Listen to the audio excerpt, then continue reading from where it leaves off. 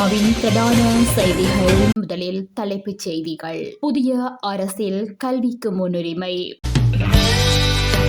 வடக்கு மாகாண ஆளுநராக நா. வேதநாயகன் கடமைகளை பொறுப்பேற்றார்.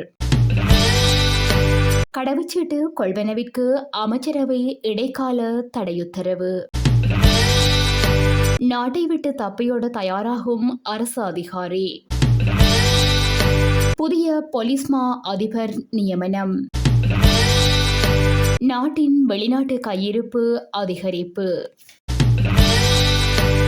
கல்விக்காக அதிக ஒதுக்கங்களை மேற்கொள்ள அரசாங்கம் தீர்மானித்துள்ளதாக பிரதமர் கலாநிதி ஹரணி அமரசூரிய தெரிவித்துள்ளார். கல்வி அமைச்சு மற்றும் பரீட்சை திணைக்களம் தொடர்பில் மக்கள் மத்தியில் எழுந்துள்ள அவநம்பிக்கையை நீக்குவதற்கு தேவையான நடவடிக்கைகளை மேற்கொள்ளுமாறும் அதிகாரிகளுக்கு பணிப்புரை விடுத்ததாக பிரதமர் சுட்டிக்காட்டியுள்ளார். இதுவரை காலதாமதமாகி வரும் அனைத்து பரீட்சைகளின் பெறுபேறுகளையும் துரிதமாக வெளியிடுமாறு பரீட்சை திணைக்கள அதிகாரிகளுக்கு பிரதமர் பணிப்புரை விடுத்துள்ளார். இதேவேளை பாடசாலை நிகழ்வுகளுக்கு அரசியல்வாதிகளை அழைத்து வருவதை உடனடியாக நிறுத்துமாறும் பணிப்புரை விடுக்கப்பட்டுள்ளதாக பிரதமர் செயலகம் அறிவித்துள்ளது. புதிதாக நியமனம் பெற்றுள்ள வடக்கு மாகாண ஆளுநர் நா. வேதநாயகன் இன்று வெள்ளிக்கிழமை எளிமையாக இடம்பெற்ற நிகழ்வில் தனது கடமைகளை பொறுப்பேற்றார். இந்நிகழ்வு இன்றைய தினம் காலை 9 மணியளவில் யாழ்ப்பாணத்தில் உள்ள வடமாகாண ஆளுநர் செயலகத்தில் இடம்பெற்றது. கடமைகளை பொறுப்பேற்ற நிலையில் ஆளுநர் சர்வமத தலைவர்களிடம் ஆசீர்வாதத்தை பெற்றுக்கொண்டார். இந்நிகழ்வில் தேசிய மக்கள் சக்தியின் நிறைவேற்று குழுவின் உறுப்பினரும் முன்னாள் பாராளுமன்ற உறுப்பினருமான ராமலிங்கம் சந்திரசேகரம் உள்ளிட்ட பலரும் கலந்து கொண்டனர்.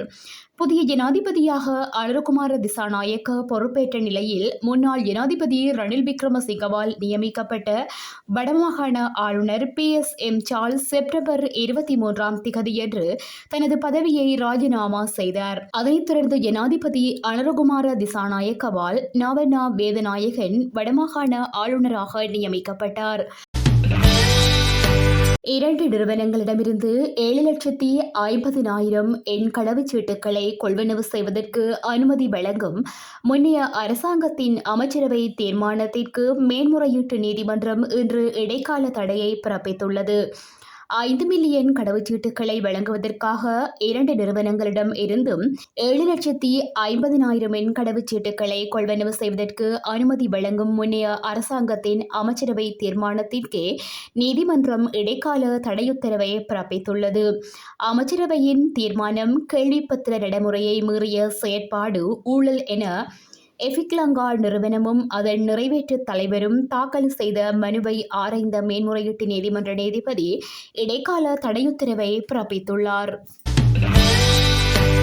பதில் போலீஸ் மா அதிபர் இன்று நியமிக்கப்படுவார் என தகவல் வெளியாகியுள்ளதாக தேசிய மக்கள் சக்தியின் நிறைவேற்றுக்குழு உறுப்பினர் சுனில் வட்டகல தெரிவித்தார்.